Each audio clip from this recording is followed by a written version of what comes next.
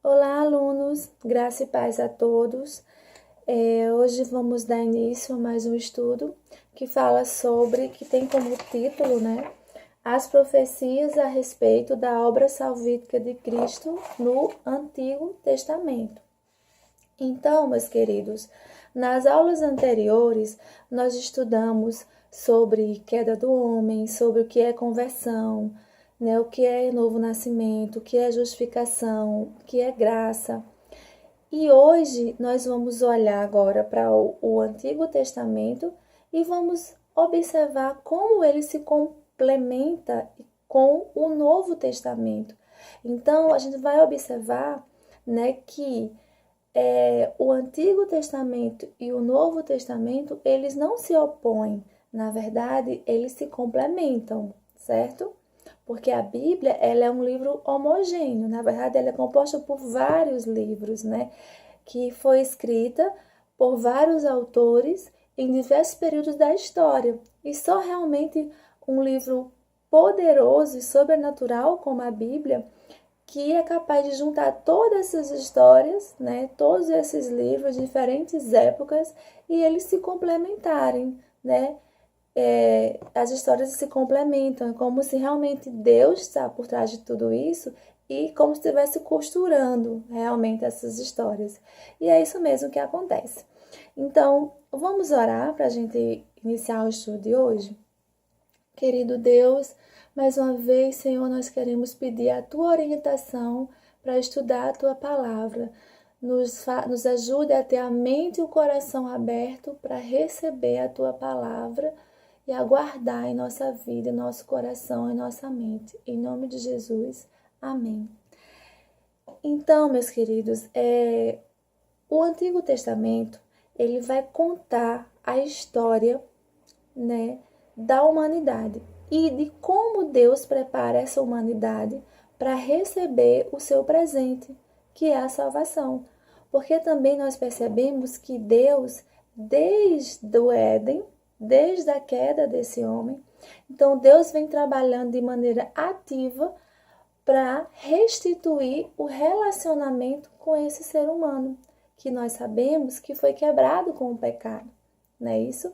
Então, eu convido você a abrir sua Bíblia em Gênesis 3:15.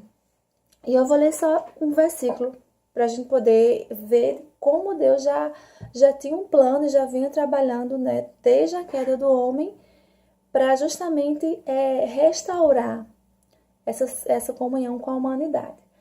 E aí o texto fala o seguinte: E porém inimizade entre ti e a mulher, e entre a tua semente e a sua semente. Esta te ferirá a cabeça, e tu lhe ferirás o calcanhar. Pessoal, então esse texto já nos remete a algo muito importante aí. Esse texto fala que da mulher iria nascer um descendente, iria nascer um ser humano que seria capaz de esmagar a cabeça da serpente. A serpente que ali feriu o calcanhar, que ali fez com que a humanidade caísse. De certa forma, ela também agiu, ela induziu isso. Mas dessa mesma humanidade, dessa mesma mulher, iria nascer um descendente. E aí já remete para quem, meus queridos?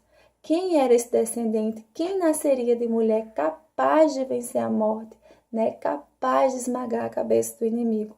Então aqui Deus já tinha providenciado e mostrado, para a humanidade que estava trabalhando nessa restauração.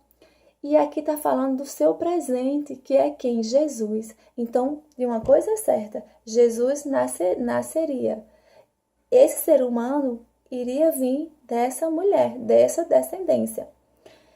E aí, Deus então começa justamente a preparar o seu povo, a fazer a aliança, a separar um povo para si, porque desse povo viria o Messias. Porque você já pensou, não tem lógica alguma o Messias nascer de uma nação pagã, Deus é um Deus zeloso, é um Deus que exige santidade. Então, esse Deus santo também teria que nascer de uma descendência de um povo também santo, que fosse o quê? Separado. E aí a gente percebe, né, que nós teríamos então esse povo de Israel, que era o povo separado, né?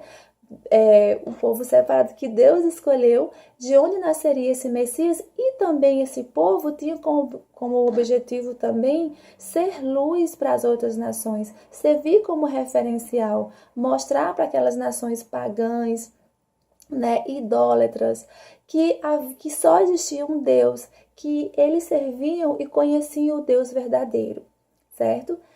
E aí a gente percebe também essa promessa que quando Deus fez o quê? Uma aliança também com Abraão. Ali Deus fez uma promessa a Abraão, que foi que Deus disse a ele, né? Que ele seria pai de muitas nações. Por quê? Porque através da descendência dele, né, todas as famílias da terra seriam abençoadas. E realmente, hoje, toda família, em qualquer lugar da terra, ela é alcançada pela bênção, pela graça da salvação em Cristo Jesus. Que se você for observar lá em Mateus, na genealogia de Jesus, você vai observar justamente que ele veio dessa linhagem, né, de Abraão, tá? Então, a questão é, Simone, como é que esse povo, agora escolhido por Deus, né, esse povo que ainda não vivia na graça, né, vivia na lei, Jesus ainda não tinha nascido de forma carnal, como é que esse povo se achegava a Deus? Então, eles viviam justamente pela lei, eles viviam na antiga aliança, certo? Era assim que eles viviam. E a gente também percebe que em cada passagem do Antigo Testamento que a gente lê, que a gente estuda, a gente percebe que todas elas registram evidências da cruz, registram a evidência da necessidade de um Salvador, né? Da necessidade de se arrepender. Então, por exemplo, lá desde Noé, da Arca de Noé, o que aconteceu na Arca de Noé ali? Então, Noé e a sua família creu na palavra e embarcou ali naquele abrigo salvador que era a arca. Então, paralelamente também, a humanidade como todo hoje, também é necessário crer. O quê? Crer na palavra de Deus para também entrar no abrigo que nos salva da morte, né? Que é quem? Jesus. E também a gente vê isso em diversas passagens. Por exemplo, também ali no Monte Moriá, quando Abraão levou o seu filho Isaque, né, para o sacrifício.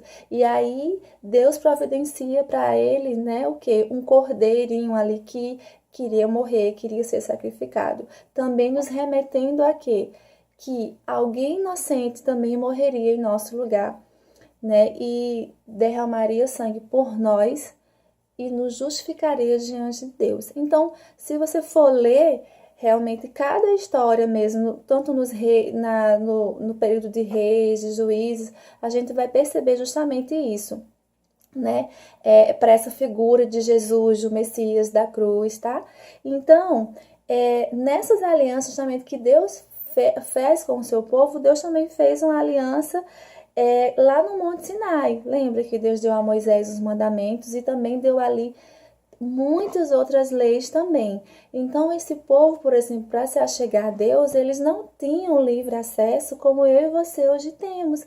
Hoje, como é que você faz para conversar com Deus? Como é que você faz para se achegar a Deus? Então, hoje a gente pode ir no nosso quarto, se ajoelhar e conversar abertamente com o Pai. Hoje nós temos esse acesso direto, que esse povo não tinha, né? Então, é para isso que eles viviam debaixo da lei, ou seja, existiam várias leis, que essas leis diziam o quê?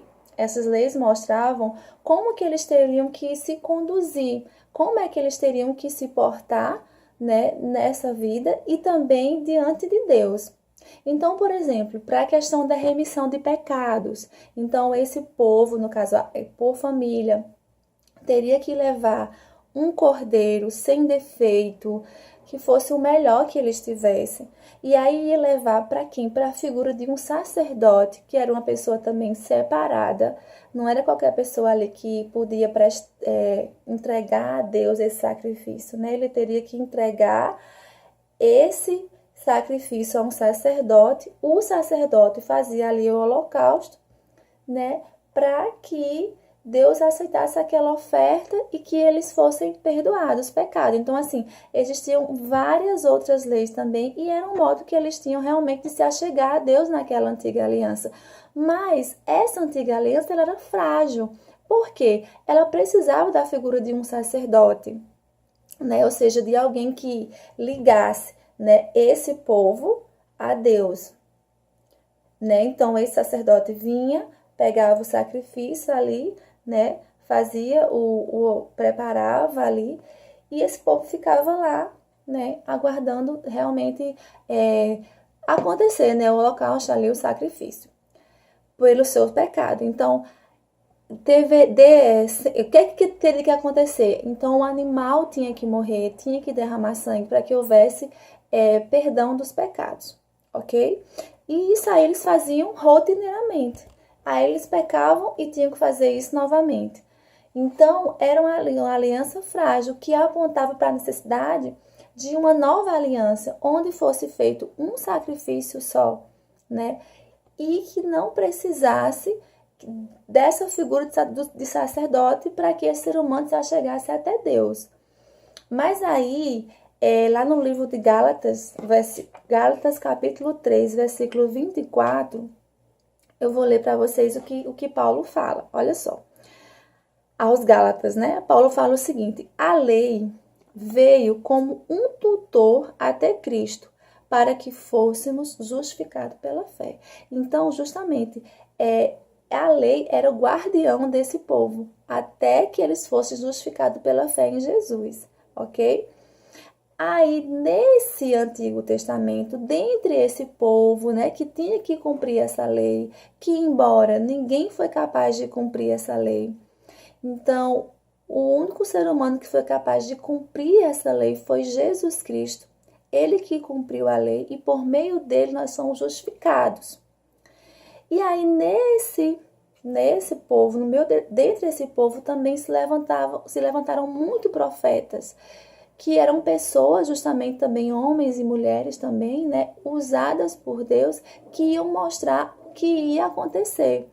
Então, dentre esses profetas, então o profeta Isaías, ele mostrou no livro dele com muita exatidão, precisão e detalhes mesmo sobre a vinda desse Messias, desse Jesus que estaria por vir, que aí o povo já estava entendendo, ora, para que meu pecado seja perdoado, eu tenho que sacrificar um animal, tem que haver derramamento de sangue, né? Então eles já estavam entendendo como é que se fazia para se voltar a relacionar com Deus. E aí então vem Isaías e fala: olha, vai vir o Messias, né? Ele é a própria divindade, ele é o próprio Deus, ele vai sofrer em favor de muito, ele é o próprio sacrifício, né?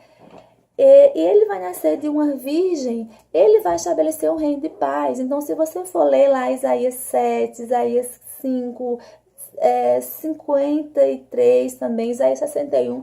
Então, o livro de Isaías, que é um profeta maior, que nós chamamos porque ele escreveu um livro maior, né? Ele vai falar muito e muito detalhadamente desse Messias. Então, pessoal, hoje nós vivemos na nova aliança. Hoje, o povo de Deus é a igreja de Deus. A igreja de Deus que se relaciona com Deus hoje diretamente, que não precisa da figura de um sacerdote, porque o nosso sacrifício já foi feito de uma vez por todas. Então, o Cordeiro de Deus veio, morreu sem mácula, sem culpa, derramou sangue para que eu e você pudéssemos nos achegar a Deus e nos relacionar com Ele como hoje nós nos relacionamos. Então, você e eu somos igrejas de Deus neste mundo. E como igrejas de Deus, nós devemos justamente ser representantes desse reino, pela graça de Deus que nos alcançou. Por isso que hoje nós vivemos né, na nova aliança que a gente chama de quê? Vivemos debaixo da graça de Deus, né? Justamente por isso, porque a gente não precisa mais estar cumprindo toda aquela lei que eles tinham que cumprir para se achegar até Deus. Porque nós hoje já nos achegamos a Deus por meio de Jesus. Amém? Então, que você, assim, realmente, através deste estudo, você aumente mais, assim, o seu interesse por estudar, por ler também os livros do Antigo Testamento. Às vezes está começando agora e fala, é difícil demais o Antigo Testamento, são um livro muito extenso, né?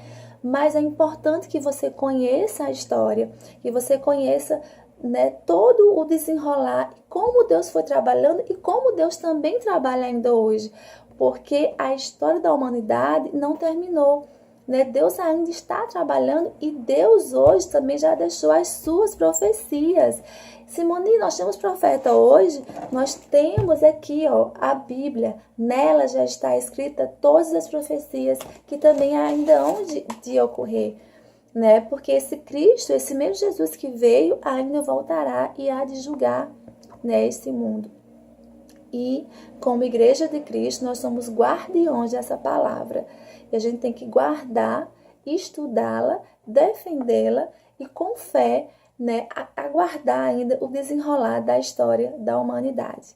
Tá? Então, assim, Deus abençoe a sua vida.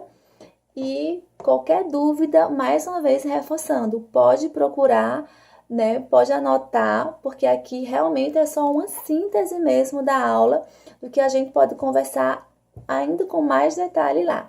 Deus abençoe e até a próxima aula.